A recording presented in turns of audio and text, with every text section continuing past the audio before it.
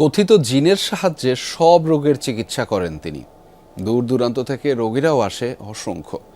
প্রতিদিনই শত শত রোগী দেখছেন জিন কবিরাজ।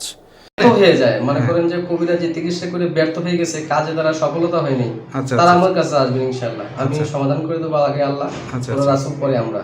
কিন্তু আমরা গ্যারান্টি দিয়ে কাজ করি, কিন্তু কিছু কিছু কাজের ধারা আছে, কিছু কিছু আয়োজন আছে, কিছু কিছু আয়োজনের ধারাভাবে কাজ করলে আপনার প্রিয় দর্শক, আসসালামু আলাইকুম। দেশ ও প্রবাসে যে যেখানেই আছেন, আপনাদের প্রত্যেককে শুভেচ্ছা জানিয়ে শুরু করছি আজকের প্রতিবেদন।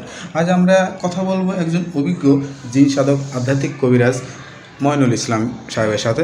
আপনারা তার ভিডিও, সাক্ষাৎকার বা তার পেপার পত্রিকায় অনেক জায়গায় তার প্রতিবেদন বা তার কর্মকার্য আপনারা দেখে থাকছেন বা দেখছেন।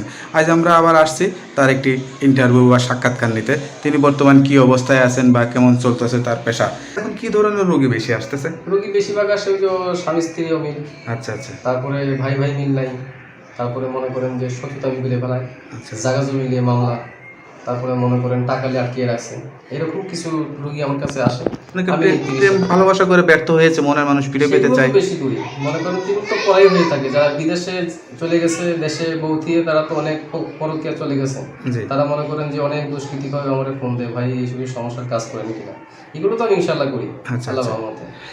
তা আপনার কাছে চিকিৎসা নেওয়ার জন্য কি শুধু ফোনে যোগাযোগ করলে হবে, নাকি আপনার ঠিকানায় এসে না, অনেকে যোগাযোগ করলে ভালো হয়? ফোনে যোগাযোগ করে, অনেকে বাড়ির ঠিকানা মতো আসে, ঠিক আচ্ছা, আছে, অনেকে আবার মোবাইলের মাধ্যমে করে।